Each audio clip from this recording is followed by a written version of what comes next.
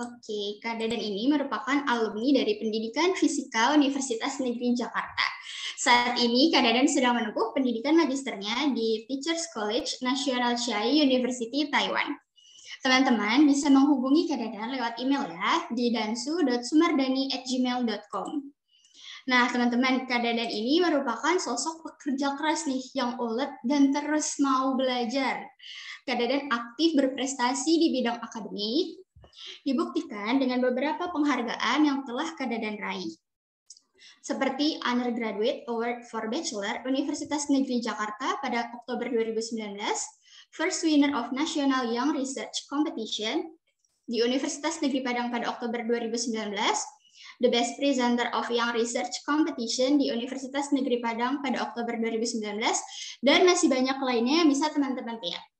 Nah, selain itu, Kak Dadan juga aktif dalam berorganisasi dan turut berkontribusi dalam masyarakat seperti berbagi pengalaman dan memberi motivasi. Bisa dilihat di seminar dan workshop yang telah Kak Dadan ikuti. Nah, banyak banget ya Kak Dadan menghadiri workshop dan seminar ya teman-teman. Selain itu, Kak Dadan juga aktif menulis dan mempublikasikan jurnal ilmiah, baik nasional maupun internasional. Teman-teman bisa lihat nih di layar jurnal-jurnal yang telah ditulis dan dipublikasikan oleh Kak Dadan. Pokoknya pemateri kita pada hari ini keren banget deh. Nggak perlu berlama-lama lagi ya, karena Kak Dadan udah berada di tengah-tengah kita. Langsung saja kita sambut, ini dia Kak Dadan Sumardani. Assalamualaikum Kak Dadan. Waalaikumsalam. Halo Febriana, apa kabar? Febri aja. Febri Alhamdulillah aja. baik. Iya. Kak Dadan gimana nih kabarnya? Aku hari ini sehat, alhamdulillah. Alhamdulillah. Sekarang Kak Dadan masih di Taiwan kah? Sekarang masih di Taiwan, semester ketiga, semester terakhir, mau lagi tesis. Waduh, lagi hektik ya kayaknya ya Lagi Kak. hektik. Betul. Boleh dong Kak introduction sedikit pakai bahasa Mandarin mungkin gitu? Ni Boleh. hao, 我是 Dadan Sumardani, 我的 ini Ren. Oke Kak. Sebelum mulai nih Kak, Febri mau tanya-tanya dulu nih, kayak sama kayak pemateri sebelumnya. Sewaktu Kak Dadan menempuh pendidikan S1 nih, mata kuliah apa sih yang Kak Dadan sukain? Yang aku suka sebetulnya fisika modern. Waduh, kenapa tuh Kak? Pertama karena itu sangat kekinian, kemudian itu berbasis, itu rally dengan kebutuhan kita saat ini. Dan itu yang memang benar-benar krusial banget dibutuhkan. Contoh, tadi Kak Dina nge-mention tentang kita kekurangan energi, itu bisa terjawab oleh fisika modern. Kemudian kita pingin menciptakan efisiensi yang lebih besar di bumi, itu juga dijawab dengan fisika modern. Menurut saya itu sangat penting banget. Oke, selain itu kalau mata kuliah yang kurang diminatin tuh apa tuh Kak? Kira-kira alasannya juga boleh dikasih Personally, tahu. saya bilang semuanya saya minati, tapi Wow. ada beberapa yang sekiranya sangat susah dipahami, yaitu Apa fisika tuh? modern. Pula ya. Itu juga Ya saya love it. sukai dan itu sangat susah banget sih fisika modern tuh. Oke Dan deh. masih sangat berkembang kan sampai sekarang. Betul banget nih Kak Dadan. Oke deh, nggak perlu berlama-lama lagi ya. Langsung aja kepada Kak Dadan. Febri persilakan untuk memaparkan materinya. Oke, saya izin share screen ya dari saya. Silakan Kak.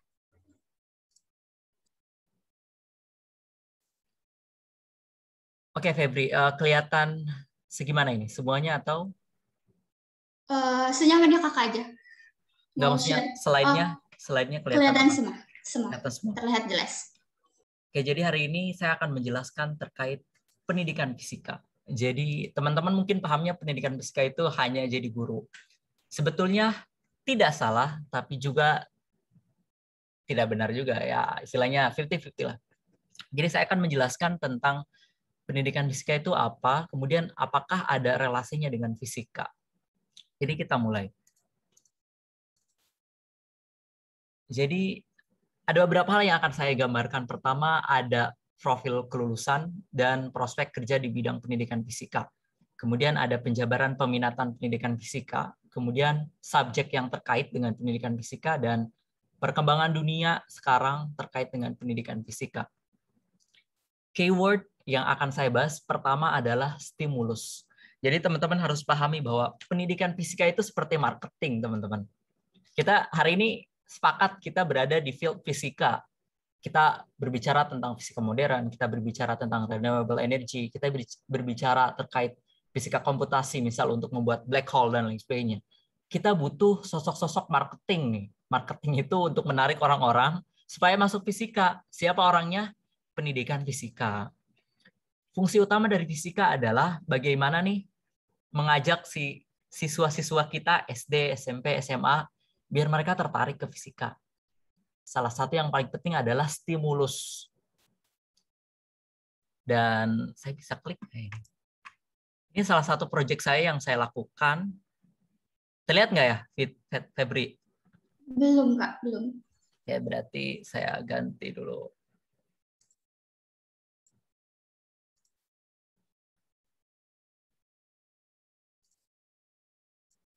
Oke, ada kelihatan ya? Sudah. Ini salah satu proyek yang saya lakukan, yaitu stimulus. Bagaimana caranya kita menarik stimulus dari siswa.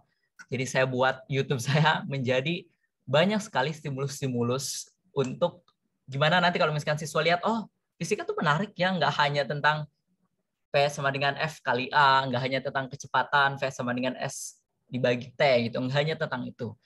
Lebih dari itu, bagaimana anak-anak tertarik.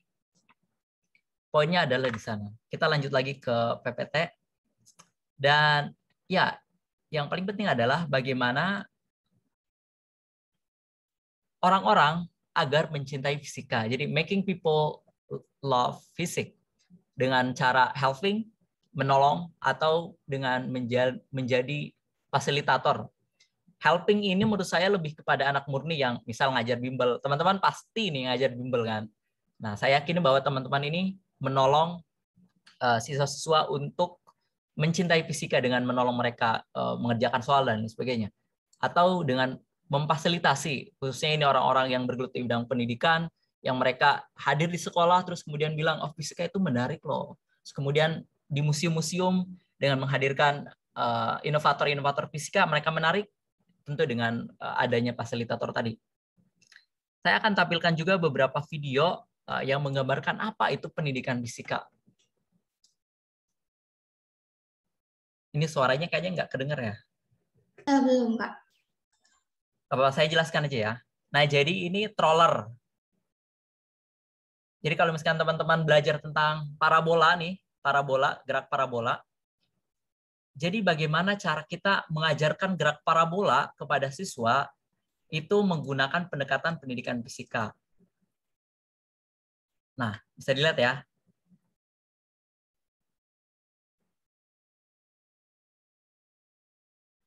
Oke, ini salah satu media pembelajaran dari pendidikan fisika. Bagaimana kita mengajarkan fisika itu dengan mudah dan menarik. Kemudian ini juga sama, gerak parabola, tapi di bidang miring. Di bidang miring. Oke, masih sama, jatuh di tempat yang sama.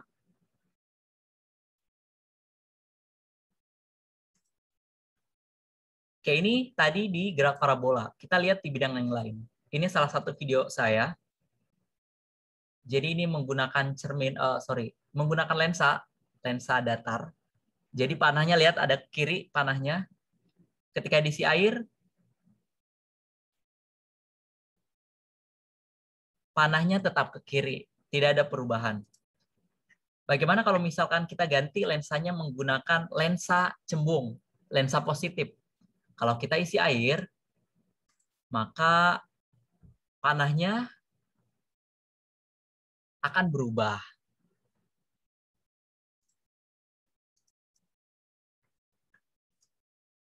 Sebenarnya banyak sekali aplikasi dari pendidikan fisika yang sangat bermanfaat. Misal, kalau misalkan kita trace back.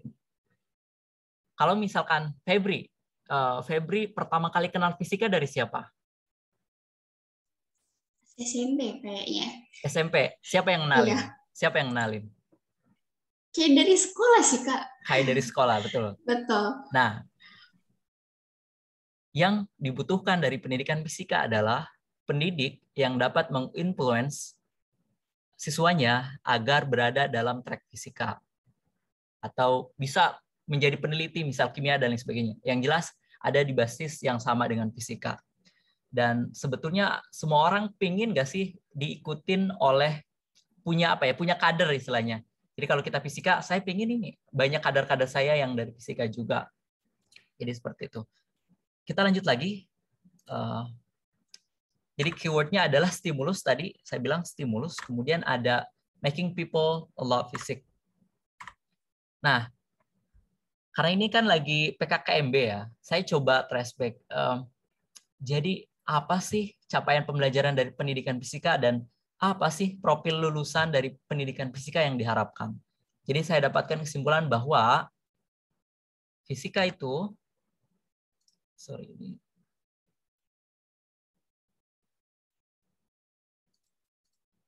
jadi di fisika itu yang diharapkan adalah menjadi pendidik bidang fisika. Pendidik bidang fisika berarti kalau di Indonesia itu ada dari SMP dan dari SMA. Kemudian bisa menjadi asisten penelitian bidang pendidikan fisika. Nanti saya akan jelaskan prospeknya kemana. Kemudian ada pengelola laboratorium dan lembaga pendidik. Ini menarik juga, nanti saya akan jabarkan. Kemudian ada akademisi pendidikan fisika. Akademisi berarti peneliti. Apakah peneliti di pendidikan fisika juga bisa? Kan kita tahu kayak peneliti itu kayaknya cuma netes-netesin pipet dan lain sebagainya, hanya bidang itu. Ternyata enggak. Akademisi juga bisa dalam bidang pendidikan. Kita meneliti tentang human behavior yang kayak gitulah. Kemudian ada juga profil lulusannya adalah praktisi edu tekno trainer. Ini kayak yang mereka membuat kursus dan lain sebagainya. Nah, saya akan menjabarkan the origin of pendidikan fisika. Jadi kalau di Indonesia itu kurikulumnya ada 3. Dan nggak hanya di Indonesia, di seluruh dunia pakai kurikulum ini. Jadi pertama ada bidang fisika, ada jurusan fisika, kemudian ada bidang-bidang lain. Ada bidang pendidikan, komputasi, material, dan sebagainya. Nah ini yang diterapkan di UNJ seperti ini. Jadi fisika ada pendidikan, komputasi, material. Di kampus yang lain, mereka punya bidang lain. Contoh, di UPI ada salah satunya, ada science education, itu ada biologi, chemistry, ada physics education. Dan ini biasanya yang diterapkan di luar negeri. Jadi kalau teman-teman cari nih pendidikan fisika itu nggak bakal ada. Carinya science education. Dan di sana pasti ada peminatan ke pendidikan fisika. Begitu. Kemudian ini juga yang paling banyak di dunia. Jadi pendidikan fisika itu berada dalam kurikulum education. Jadi berada dalam kerangka pendidikan. Jadi nanti ada language, ada pendidikan usia dini, kemudian ada special education, dan ada science education meliputi fisika.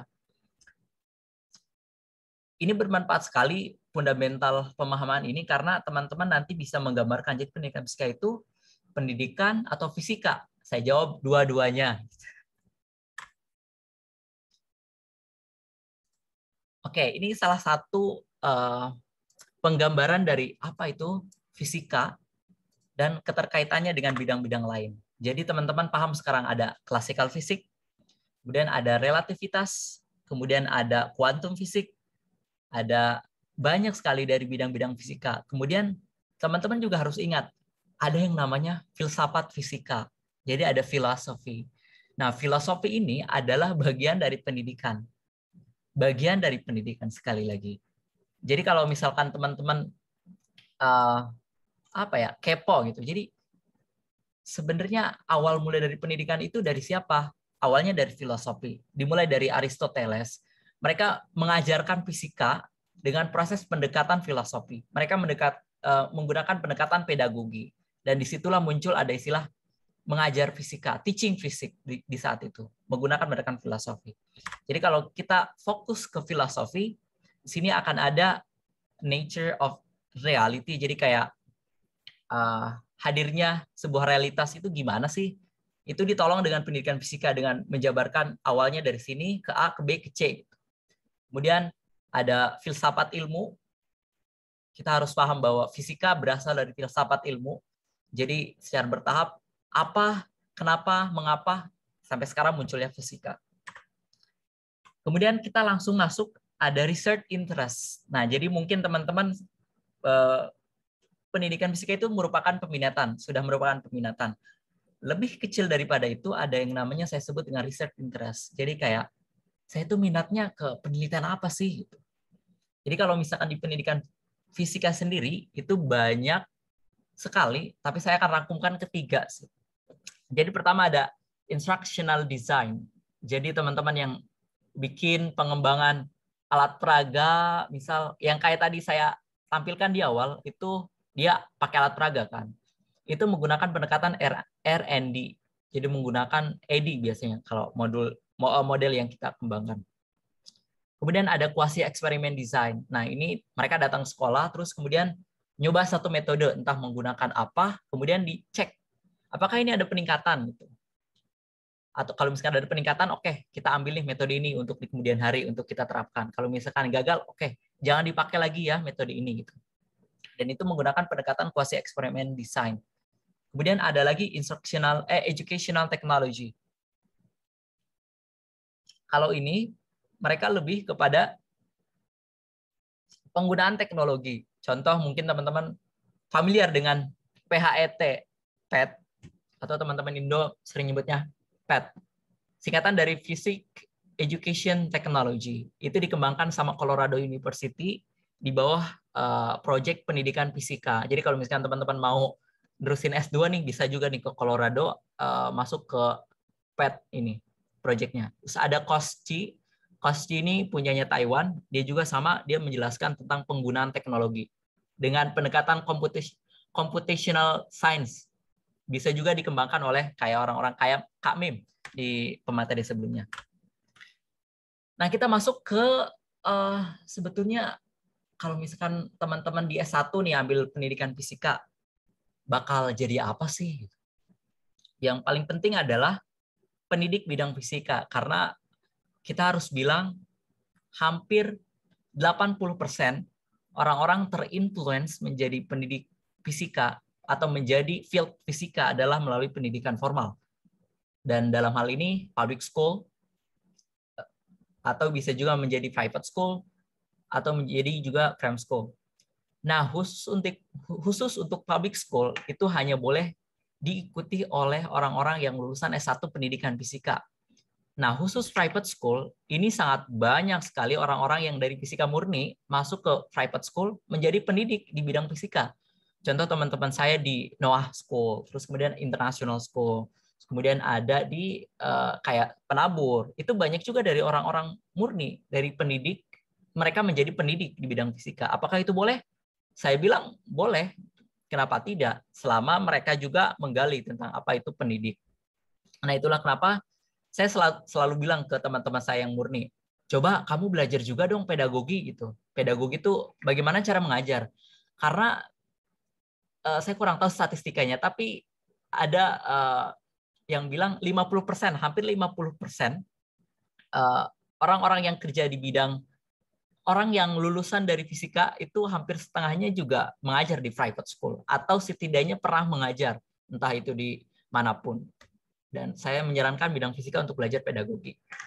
Nah, riset interest apa yang harus dipahami ketika teman-teman ingin menjadi pendidik di bidang fisika? Catatannya ada di bawah. Jadi, teman-teman harus belajar tentang metode apa yang bagus di kelas. Kita mengenalnya dengan quasi eksperimen. Misal, ada meaningful learning, ada authentic learning, project-based learning, banyak-banyak yang belakangnya learning. Teman-teman harus belajar itu. Jadi, metode mana nih yang keren nih diterapkan di sekolah, dan itu efektif. Kalau efektif, itu akan menunjang mereka untuk menjadi manusia yang besar di kemudian hari. Ini selanjutnya proyek kerja yang bisa teman-teman garap di pendidikan fisika adalah asisten penelitian bidang pendidikan fisika. Ini di Indonesia sejujurnya saya kurang paham, tapi di luar negeri itu sangat banyak banget. Contoh di Amerika sekarang lagi marak, mereka bikin statement kayak gini. Kita kekurangan orang-orang yang kerja di bidang STEM education. STEM education itu berarti science, matematik, engineering, and technology. Dia bilang, kita sangat kekurangan nih di bidang ini. Kita harus merekrut pendidik biar mereka ngajarin ke sekolah. Yang tadi saya bilang, marketing. Jadi mereka merekrut marketing di sekolah biar merekrut orang-orang tuh minat sama pendidikan sains gitu. Karena kalau misalkan kita lihat di Amerika sekarang, mereka sedang, kalau Elon Musk bilang, kita sedang ter-MBA-nisation. Gitu. MBA itu Magister of Business Administration.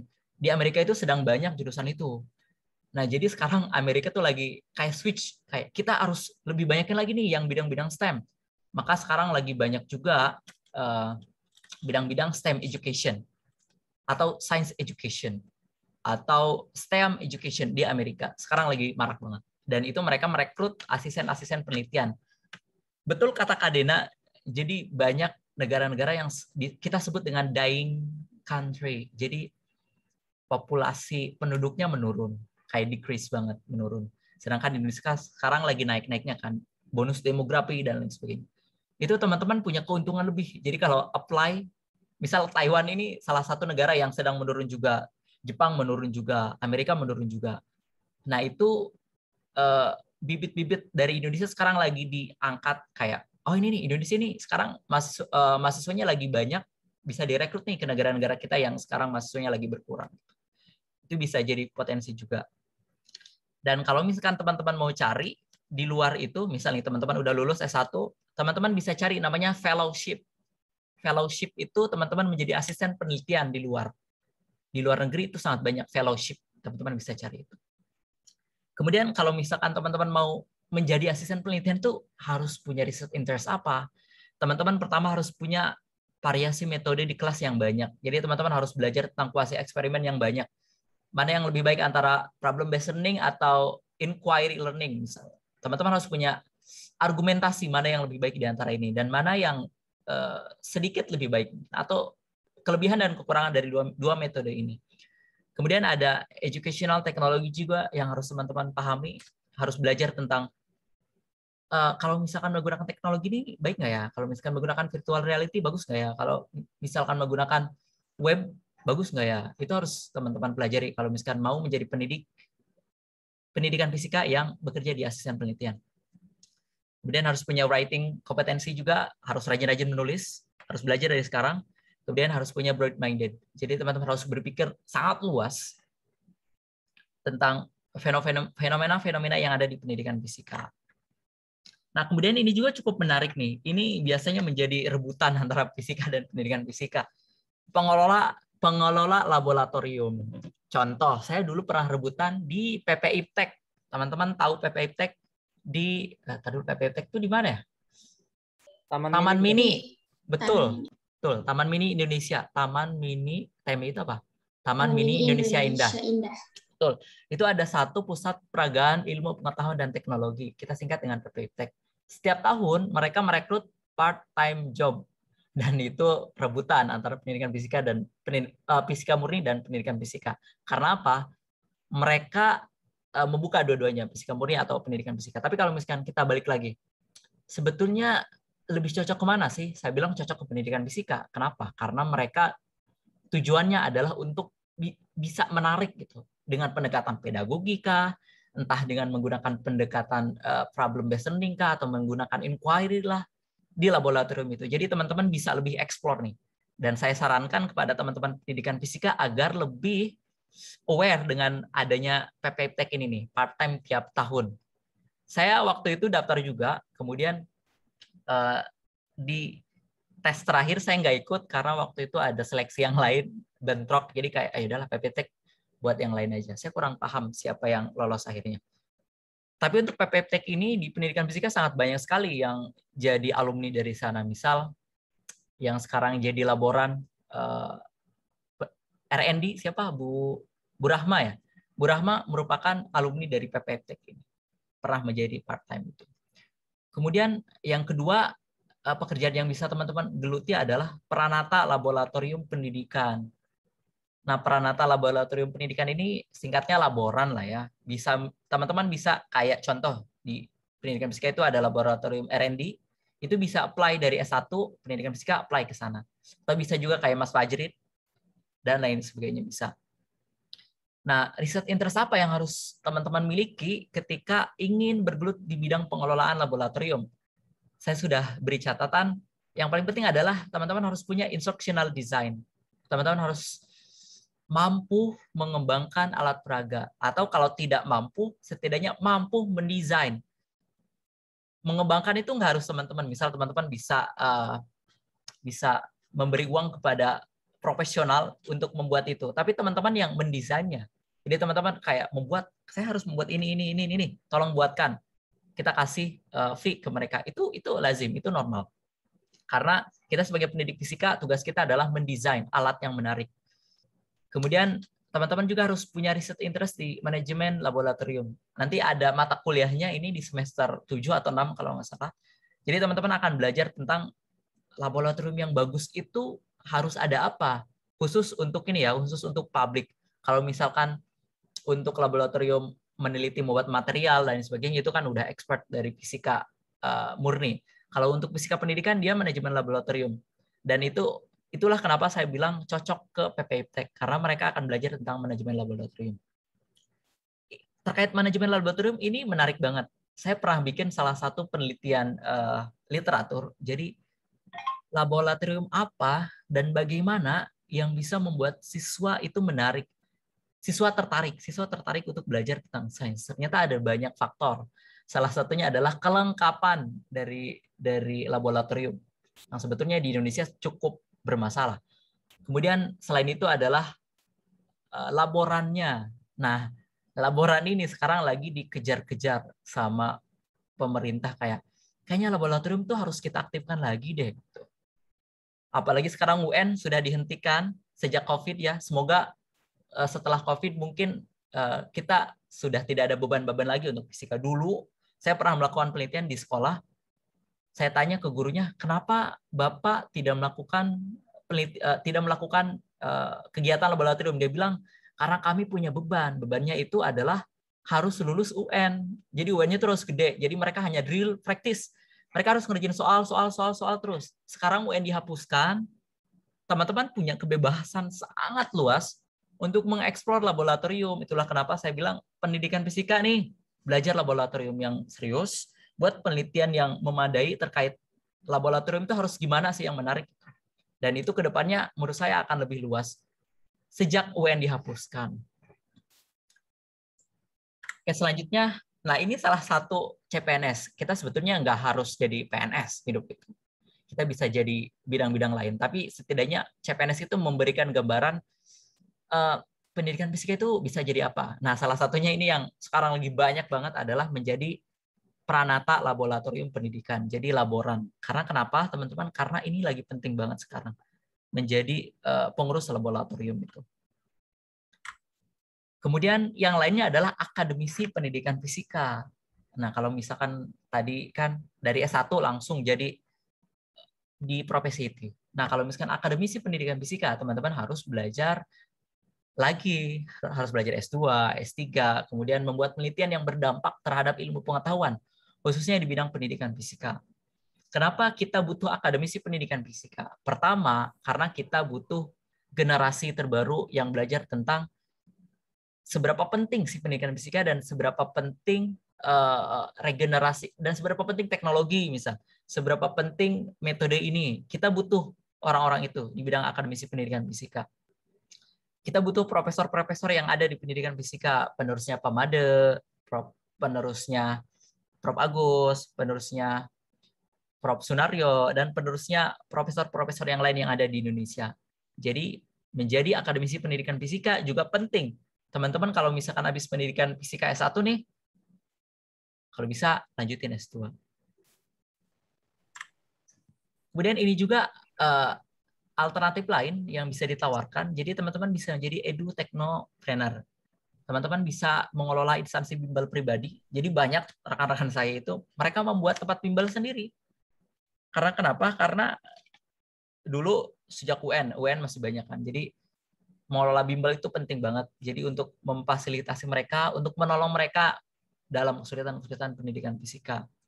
Kemudian bisa juga mengajar bimbel. Teman-teman pendidikan fisika dan fisika pasti pernah mengajar, entah private school, entah datang ke rumah masing-masing, pasti pernah menghadapi hal itu. Dan yang saya harapkan adalah teman-teman tidak hanya mendapatkan uang dari situ. Tolong dicatat ini. Jadi tidak hanya mendapatkan uang dari situ, teman-teman juga harus memberikan kayak insight gitu, memberikan insight kayak fisika itu menarik loh.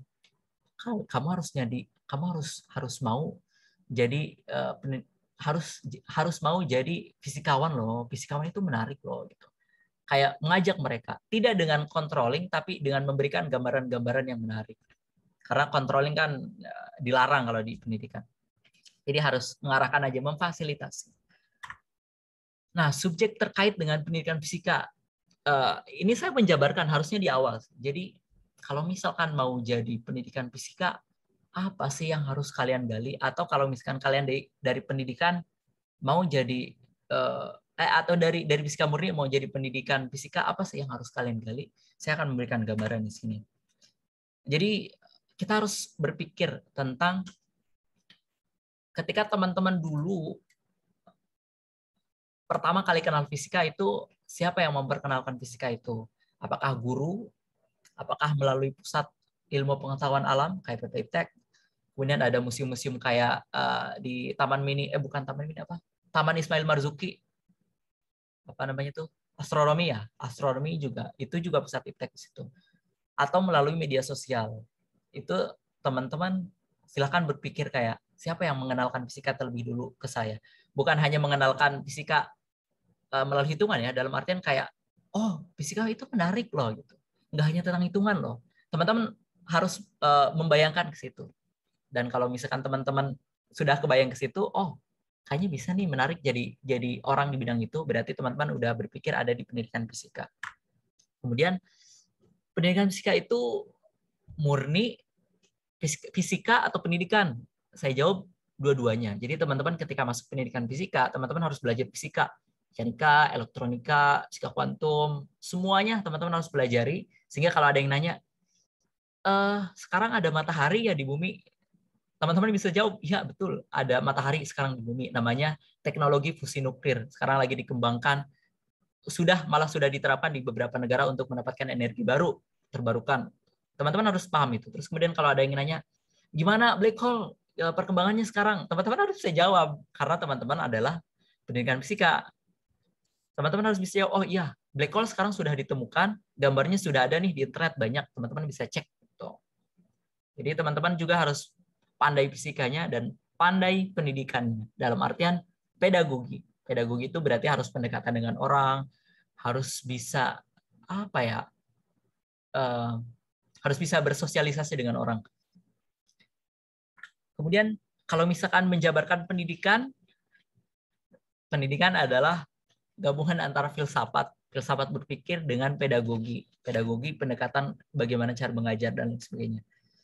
Kalau misalkan kita jabarkan lagi, fisika berarti adalah sains dan matematika. Jadi teman-teman, fisikanya, sainsnya kayak natural science, IPA, biologi dan sebagainya harus minimal tertarik. Kemudian matematikanya juga harus bisa. Kemudian ini ada skema menarik. Beberapa teman saya, karena di Indonesia sebetulnya fisika murni yang lebih banyak. Kayak di ITB, UGM, terus kemudian UI, mereka pakai fisika murni. Itulah kenapa teman-teman di luar negeri itu banyak fisika murni. Kemudian kalau misalkan bicara tentang pendidikan fisika berarti yang terbaik UNJ, misal UPI, berapa lagi? UNES misal yang berada di X-IKIP. Itu mereka pendidikan fisika, jadi ada di 3 teratas. Menurut saya banyak orang-orang yang switch dari fisika murni menjadi fisika pendidikan. Kenapa?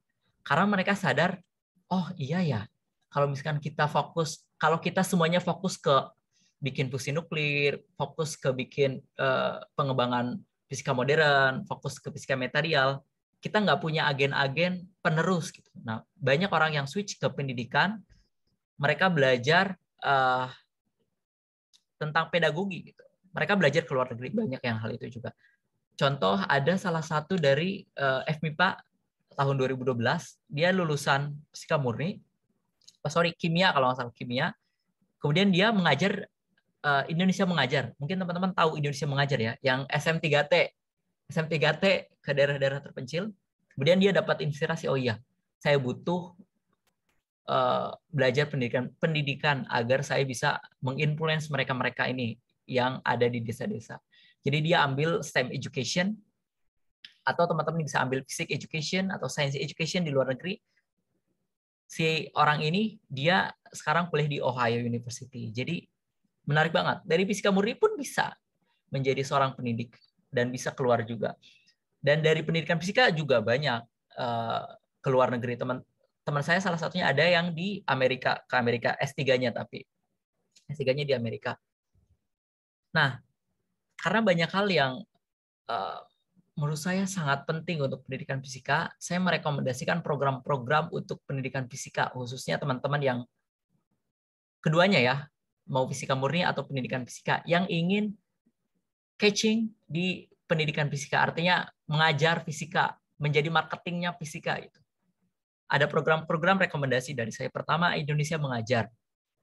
Dulu kan SM3 itu wajib banget ya buat dapetin PPG, sekarang nggak wajib. Jadi teman-teman bisa ikut aja Indonesia Mengajar, nanti mengajar kemana, teman-teman bakal dapat inspirasi. Menjadi seorang pendidik itu enak, jadi seorang pendidik itu menyenangkan, dan teman-teman bisa ikuti Indonesia Mengajar.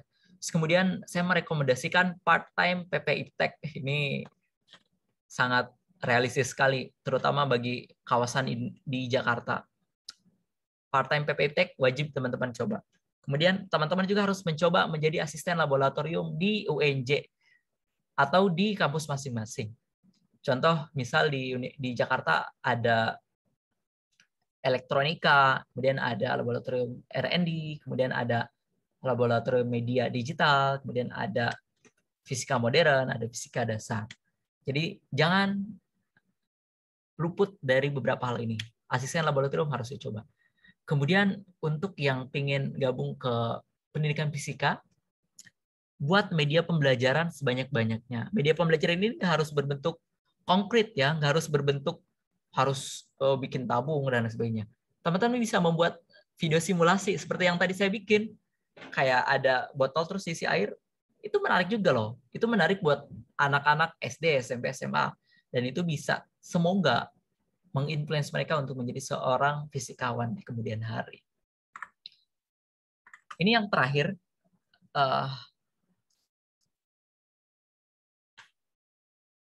Oke, ini perkembangan dunia pendidikan fisika sekarang. Jadi, terutama saya memberi gambaran di Indonesia, dan sedikit ada yang dari luar juga. Jadi, di Indonesia, alasan kenapa UN dihapuskan, misal. Kenapa UN dihapuskan? Karena ada paradigma mengurangi cognitive load namanya. Cognitive load. Jadi ada paradigma bagaimana caranya mengurangi cognitive load pada siswa. Dicari literatur, kemudian dibuat sebuah penelitian, dapat hasilnya, oh ternyata anak-anak di Indonesia ini cognitive load itu, oh iya saya jabarkan dulu, cognitive load itu beban berpikir teman-teman di Indonesia itu terbebani oleh UN. Itu contoh nyatanya sekarang tuh. Jadi pengurangan cognitive load pada siswa, sehingga Nadiem oke, hapuskan UN karena berbasis cognitive load tadi, kayak terlalu berlebihan cognitive load-nya. Dan ini juga mungkin nanti berbasis ke asesmen dan lain sebagainya akan terinfluence. Apalagi setelah pandemi mungkin akan banyak sekali perubahan.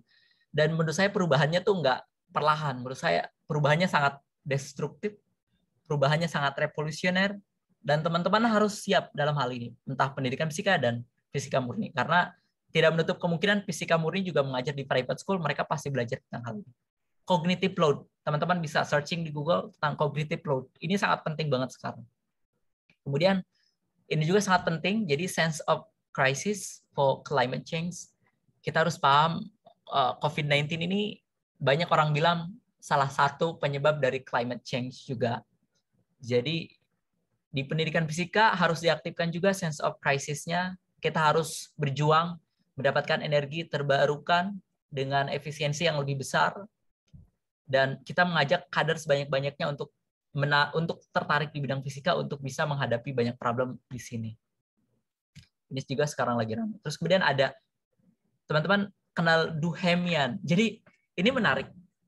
Teman-teman kenal Einstein ya? Febri kenal Einstein? Iya, nggak kenal sih Kak, tahu. Tahu ya? Iya. Nah, teman-teman kenal Duhem. Namanya Paul Duhem. Kenal nggak Febri? Baru dengar. Baru dengar. Nah, ini Duhem itu sejaman sama Einstein. Kalau Einstein dia di bidang fisika, jadi dia membuat fisika relativitas, meng-create itu. Kemudian ada juga Duhem, dia sejaman dengan Einstein, dia membuat pendekatan kayaknya ini buat merekrut kader-kader baru di fisika, kita harus melakukan pendekatan filosofi. Jadi dia menggali kembali literatur dari Yunani kuno, kayak kita harus menggunakan pendekatan filosofi nih biar anak-anak tertarik dengan fisika. Jadi Duhem ini kita kenal dengan fisikawan dan merupakan filsafat, philosopher. Filsuf lah ya kita panggilnya. Dan banyak literatur menyebutkannya Duhemian. Jadi Duhemian itu pengikutnya Duhem, Paul Duhem. Karena setelah kita pikir-pikir di beberapa negara maju, penting banget untuk memadukan filsafat dengan fisika agar sense of fisiknya dapat. Terutama penting untuk pendidik untuk mengajarkan di SMP dan di SMA. Itu penting banget untuk melakukan pendekatan filsafat. Terus kemudian perkembangan dunia fisika sekarang juga ada critical pedagogy. Critical pedagogy. Kalau teman-teman belajar pendidikan tahu tentang critical pedagogy itu oleh Paulo Freire, dan ini berkaitan dengan Merdeka Belajar. Jadi kalau teman-teman sekarang belajar tentang Merdeka Belajar, itu the origin-nya berasal dari critical pedagogy oleh Paulo Freire dari Brazil. Dia merupakan profesor yang sangat influence sekali di bidang pendidikan. Jadi teman-teman harus tahu. Ini terkait dengan Merdeka Belajar juga yang sekarang lagi dicanangkan oleh, dan sekarang lagi sedang kan. Teman-teman juga bisa belajar pendidikan fisika, bisa belajar tentang bahasa, misal switch kan ya. Itu menarik banget. Menurut saya itu sangat selaras dengan pendidikan. Kemudian saya sudah bahas tadi STEM education, ini sangat banyak sekali dibahas, terutama di negara-negara yang sekarang sedang kekurangan bibit-bibit ilmuwan. Kayak Amerika sekarang lagi gencar banget STEM. Jadi biar ilmuwan-ilmuwan tuh banyak lagi sekarang. Nggak hanya di bidang bahasa dan bidang administrasi. Kemudian ini juga perkembangan dunianya virtual reality untuk memfasilitasi kekurangan laboratorium. Jadi di Indonesia itu ada berapa pulau? Banyak kan. Terus kemudian ada 34 provinsi tersebar.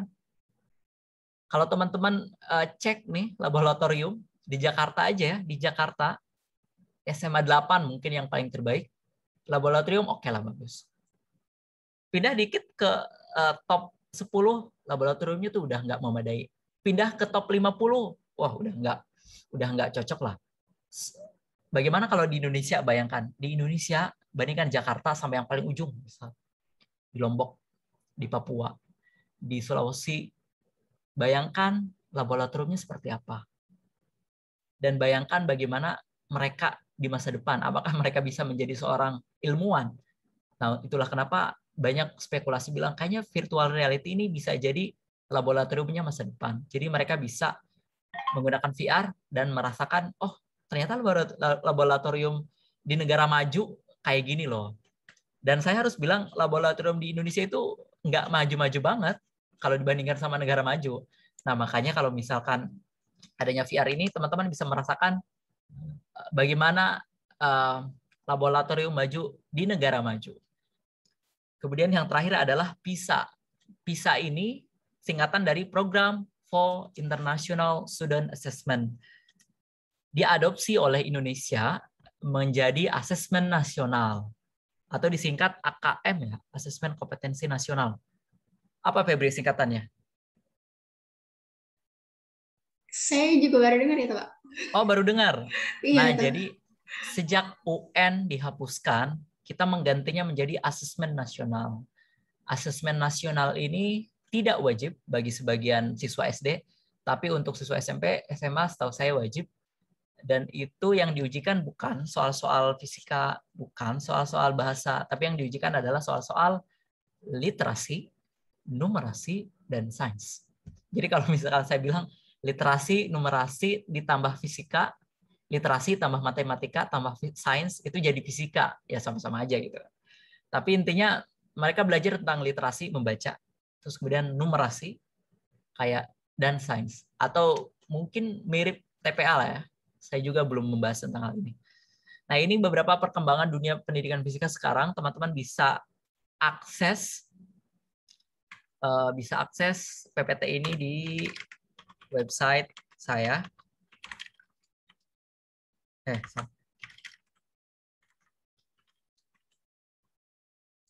Nah, teman-teman bisa akses PPT ini di website saya www.dadansumadani.com. Oke, mungkin itu saja yang dapat saya sampaikan. Saya kembalikan ke Febri. Baik, terima kasih Kak Dadan nih. Pemaparannya luar biasa banget ya, menambah insightful Febri juga, dan semoga untuk teman-teman juga menambah insightful.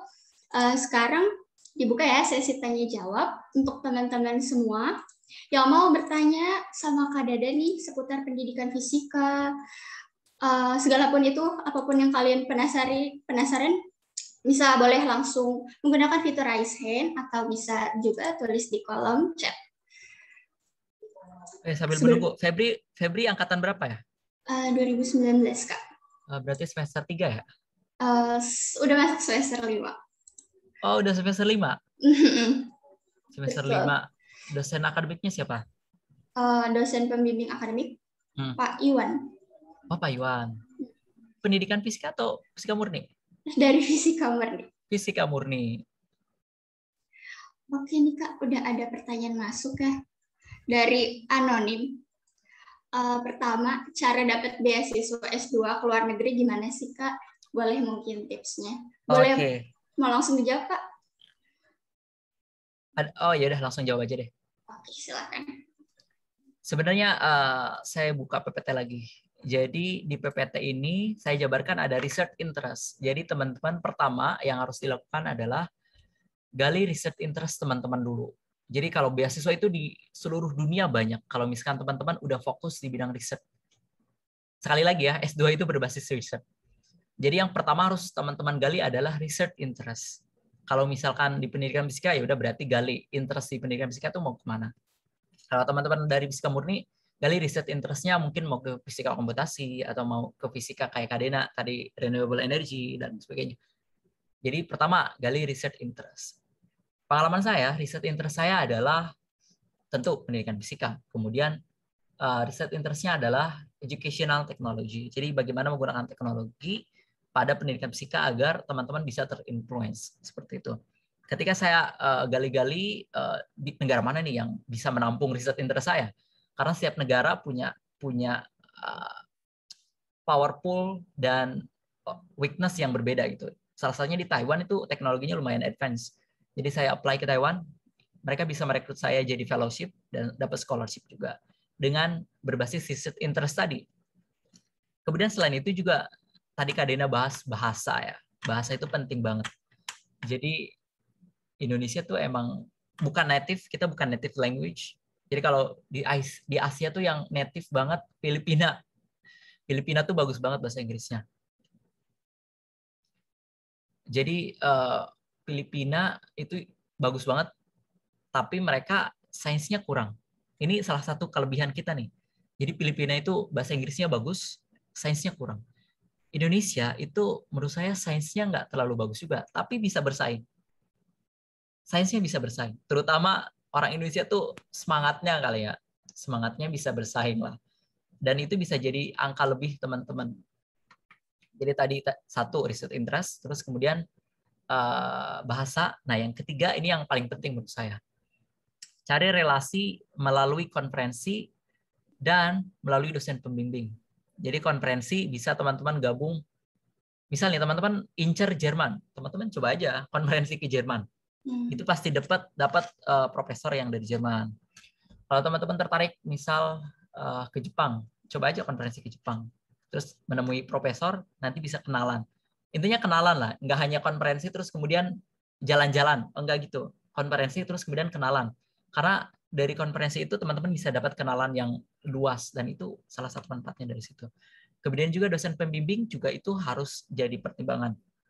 Karena mau nggak mau, dosen pembimbing kalian itu yang bakal ngangkat kalian. Nggak bergantung ke situ, tapi teman-teman harus memanfaatkan itu menjadi sebuah potensi yang besar. Kalau misalkan saya di pendidikan fisika, saya pegang teknologi, Fauzi sangat advance di teknologi, jadi beliau sangat mengangkat saya di bidang teknologi dan akhirnya bisa gitu. Itu sih, Febri. Febri rencananya abis lulus mau kemana, Febri? Saya mau kemana? Saya mau ke negara yang bisa S2-nya fisika medis sih, tapi masih mengeksplor. Fisika medis? Iya. Fisika medis tuh...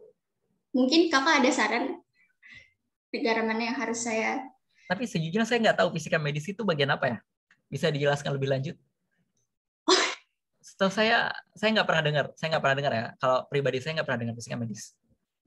Masa belum pernah dengar Ya. fisika medis? Maksudnya lebih dirinci. Fisika apa? Fisika ya tentang medis kan? Medisnya tentang apa tuh? Seperti radiologi, ya X-ray. Berarti itu bisa lebih ke instrumentasi mungkin. Instrumentasi mungkin atau material. Tapi kebanyakan ya teman-teman di Indo yang keluar itu kebanyakan material. Dan computer science juga banyak. Bu Dewi salah satunya adalah di Kanazawa Computer Science. Wow. Oke, jadi untuk pertanyaan tadi ya, jawabannya adalah pertama, tentukan riset yang kalian minati, terus bahasa, dan bisa juga ikut conference dan menjalin relasi lebih dari dosen pembimbing. Betul. Selanjutnya nih Kak, ada pertanyaan lagi dari Salsabila Putri. Kenapa banyak mahasiswa yang ingin kuliah di luar negeri? Apakah karena fasilitas di sana lebih lengkap atau kurikulum di sana lebih maju? Terus juga Salsabila ini bertanya, kalau kemampuan bahasa Inggris kita masih belum lancar, apakah masih bisa kuliah di luar negeri? Karena kan dosen di sana pasti mengajarnya pakai bahasa Inggris atau bahasa negaranya ya. Apakah kita harus melancarkan bahasa Inggris dulu, baru ambil kuliah di luar negeri? Silakan Kak. Oke, saya jawab satu-satu ya. Nanti tolong di guide pertanyaan berapa aja yang udah dijawab. Jadi pertanyaan pertama adalah kenapa memilih di luar? Pertama, kenapa memilih di luar adalah di luar itu bisa dibilang lebih advance di bidang-bidang tertentu. Indonesia bisa kita bilang masih berkembang. Jadi teman-teman harus cari negara-negara maju untuk mendapatkan informasi lebih. Intinya informasi lebih. Yang pertama. Kemudian yang kedua, teman-teman harus berani melihat Indonesia dari luar. Dan ini menurut saya agak cukup, ini baru tahu setelah saya di luar aja gitu. Banyak teman-teman saya juga pada bilang gitu, kayak melihat Indonesia di luar itu nggak sama dengan Indonesia dari dalam. Kalau misalkan melihat Indonesia dari dalam kan misal hanya politik dan lain sebagainya. Ketika dari luar, itu teman-teman akan berasa kayak, oh iya ya, kita harus membangun Indonesia gitu. Dan itu kayaknya bakal didapatkan orang ketika udah di luar gitu. Melihat Indonesia dari luar, itu yang penting tuh. Melihat Indonesia dari luar. Terus kemudian yang ketiga, kenapa harus di luar? Kalau misalkan saya sering diskusi, jadi dulu nih ceritanya, saya tuh pingin dapat PMDSU, kalau teman-teman tahu. PMDSU itu beasiswa S2 sampai langsung S3. Tapi PMDSU itu di Indonesia, jadi nggak ada yang di luar. Saya bilang, saya pingin dapat PMDSU aja, tapi di dalam negeri. Banyak profesor yang bilang, oh enggak, kamu harus di luar. Ketika di luar, ketika kamu balik ke Indonesia, kamu punya pemikiran baru. Pemikiran baru itu bisa banyak hal, bisa dari sudut pandang bagaimana memandang sains, bagaimana memandang siswa, bagaimana memandang banyak hal. Dan itu penting, dapat informasi dari luar itu penting. Dulu nih, kenapa orang-orang Taiwan bisa advance? Karena mereka kirim mahasiswanya ke Amerika banyak. Ketika balik ke sini, semua pengajar di universitas itu lulusan Amerika. Dan banyak profesor-profesor Amerika itu ngajar di Taiwan. Dan itulah kenapa kayak ya kurikulumnya benar-benar pakai kurikulum Amerika gitu. Itu juga terjadi di Arab Saudi misal. Kalau teman-teman nih kuliah ke Arab Saudi, dosen-dosennya tuh kebanyakan dari Amerika. Kenapa? Karena mereka dapat insight dari negara maju. Indonesia itu juga bisa kayak gitu. Jadi kalau misalkan teman-teman saya sering bilang kita harus bikin lompatan eksponensial. Eksponensial tahu ya, kita belajar aljabar dan algoritma. Jadi perjalanan maju kita nggak gini nih Indonesia tuh, tapi langsung eksponensial. Bagaimana caranya? Kirim sebanyak-banyaknya mahasiswa ke luar negeri. Itu juga terjadi di zaman Habibie dulu. Kirim semua warga negara Indonesia yang mahasiswa-mahasiswa ke luar negeri, suruh balik ke Indonesia. Itu terjadi juga di LPDP dan sebagainya. Jadi menurut saya ke luar negeri cara mengirim mahasiswa ke luar negeri itu bisa memajukan Indonesia lebih cepat dengan cara eksponensial tadi. Nggak hanya lurus doang. Jadi eksponensial langsung maju. Gitu. Kalau misalkan kita maju eksponensial, kayaknya kita nggak bakal maju-maju negara Indonesia itu. Kayak kita maju segini ya, yang lain juga segini. Gitu. Kalau misalkan kita maju segini kan bisa ngalahin yang lain. Begitu sih. Itu yang pertama ya. Selanjutnya apa tadi pertanyaannya? Kalau kemampuan bahasa Inggris belum lancar, apakah masih bisa berkuliah di luar negeri? Ataukah ya? Iya. Gimana? Lanjut. Jadi betul, bahasa Inggris itu penting. Nah, selain bahasa Inggris juga teman-teman harus kapabilitas di dalam research interest. Jadi saya sering bilang, gali dulu ilmu pengetahuan teman-teman. Jadi bidangnya apa? Bidangnya pendidikan fisika, mau instrumentasi, mau fisika material, computer science, dalami itu dulu. Kemudian ketika udah menemukan kayak, oh ini kayaknya saya udah cukup nih di bidang ilmu itu, baru belajar bahasa. Belajar bahasa nggak susah dan nggak mudah juga sih, tapi nggak susah. Belajar bahasa tuh nggak susah. Jujur nih, sebelum saya lulus, saya tes itu nilai saya 385 TOEFL ya, TOEFL. Bahasa Inggris saya parah banget. Kemudian saya otodidak, dapat tuh TOEFL jadi 500. Kemudian karena saya butuh belajar ngomong bahasa Inggris dan dengar bahasa Inggris, saya ke Pare belajar selama beberapa bulan, dapat juga. Jadi menurut saya teman-teman nggak harus menginterupsi riset interest teman-teman dengan belajar bahasa banyak. Jadi belajar bahasa penting, tapi lebih penting adalah belajar konsentrasi teman-teman. Misal Febri tadi pingin di mana fisika medis, belajar fisika medis dulu. Nanti ketika ada kayaknya ini ada kemungkinan nih saya mau kuliah di luar negeri, belajar bahasa baru. Karena kita memang nggak native gitu, nggak agak susah ya kalau bahasa itu. Nggak harus advance kayak Amerika. Kita minimal tahu bahasa Inggrisnya ini. Nggak harus pakai aksen Amerika dan British banget. Mereka juga tahu kok. Kayak India lah, kita mungkin paham lah aksen India. Mereka juga mengenal aksen Indonesia. Aksen Indonesia tuh kayak gitu. Minimal kita bisa bicara, mereka paham. Dan mereka bicara, kita paham juga. Gitu sih. Ada pertanyaan lanjut nggak? Itu yang tadi. Saya lupa pertanyaannya. Banyak. Kalau menurut Febri sih udah kejawab semua ya, Kak. Udah mencakup semua pertanyaan. Oke, siap. Kita lanjut ya ke pertanyaan selanjutnya dari Salu Firdah Arianti. Izin bertanya, Kak. Kalau di negara-negara seperti Tiongkok, US, New Zealand, guru itu menjadi profesi yang sangat diminati. Namun berbeda dengan di Indonesia, yang menurut saya orang-orang lebih interest untuk membangun startup, menjadi pengusaha, PNS, dan sebagainya. Mungkin hal ini dilatar belakangi karena pemberdayaan tenaga pendidik yang kurang. Jadi itu kenapa peminat profesi guru jadi kurang diminati. Terlebih guru yang fokusnya ke STEM. Yang menjadi pertanyaan saya, apabila pemberdayaan tenaga pendidik ditingkatkan, apakah minat akan profesi guru ini akan meningkat, mengingat urgensi tenaga pendidik bagi kemajuan bangsa kita? Terima kasih, Kak. Oke, saya sepakat dalam hal ini. Jadi, kenapa pendidikan fisika salah satu, bukan pendidikan fisika juga sih, semua pendidikan itu di Indonesia kurang diminati. Pertama karena take home pay-nya kurang lah ya, kalau misalnya kita bilang. Di Jakarta sekarang udah orang berlomba-lomba jadi guru. Kalau di Taiwan, guru pertama kali lulus S1 terus kemudian ngajar, gajinya itu 20 juta. Sekali ngajar ya. Maksudnya per bulannya 20 juta. Dan itu bukan angka yang kecil, itu fantastis banget. Saya kurang tahu di Amerika gimana, tapi beberapa profesor saya bilang kalau di Amerika pendidikan nggak terlena dengan uang, nggak dilenakan dengan uang. Uang tuh kayak biasa aja gitu.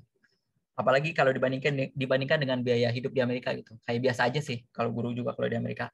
Tapi yang paling penting adalah kalau di Amerika yang saya tahu adalah fleksibilitas. Fleksibilitas itu kayak uh, guru bisa kayak lebih lebih leluasa melakukan pembelajaran di sekolah. Ya persis sekarang lah ya, Merdeka Belajar mungkin. Semoga harapannya sih ke depan kayak gitu ya. Guru bisa punya leluasa. Kalau misalkan dulu kan sebelumnya di zaman saya kuliah RPP 20 lembar satu kali konsep loh. Sekarang cuma satu lembar kan. Terus dulu pokoknya kalau misalkan bicarain dulu nggak usah ini lah. Sekarang aja kita memandangnya ke depan ya. Ke depan harapannya semoga guru punya influence yang lebih banyak. Mungkin terkait misal teman-teman tadi bahas gaji, mungkin dimulai dari Jakarta dulu. Jakarta sekarang udah melebihi dosen gajinya kalau misalkan teman-teman tahu. Itu sih mungkin. Tapi ada yang belum jawab nggak tadi? Udah cukup, Kak. Udah cukup ya? Sudah cukup terjawab. Oke, karena keterbatasan waktu ya, mungkin itu tadi pertanyaan terakhir. Dan kita udah berada nih di penghujung acara sesi terakhir kali ini. Pertama-tama makasih banget buat Kak Dadan udah memaparkan materi yang bagus banget nih.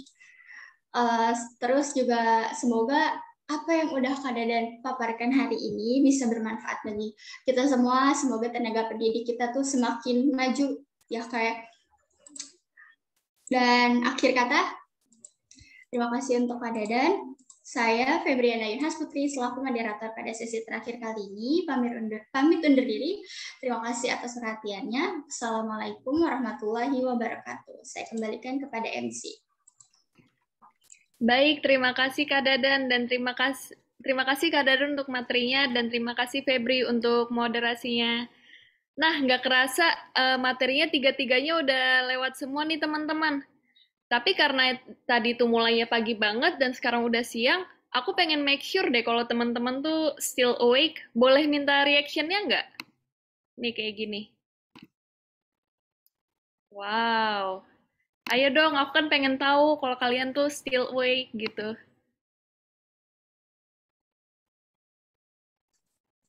Wow, makasih.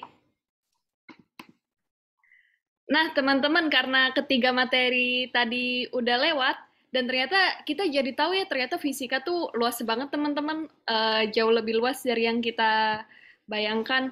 Dulu aku ngiranya juga fisika tuh cuma ngerjain soal aja, paling mentok-mentok jadi guru, dan ternyata enggak ya. Terus karena ini kita rata-rata mahasiswa semester 5 ya, aku pengen tahu dong setelah tadi ngelihat materi yang tadi, kalian jadi minat kemana? Feel free untuk jawab di chat ya teman-teman. Aku pengen tahu nih menurut kalian tadi yang paling menarik tuh yang mana?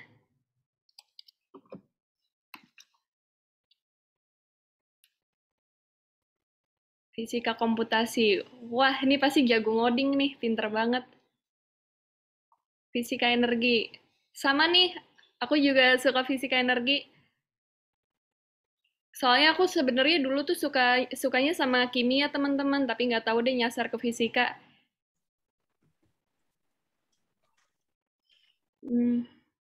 Fisika material.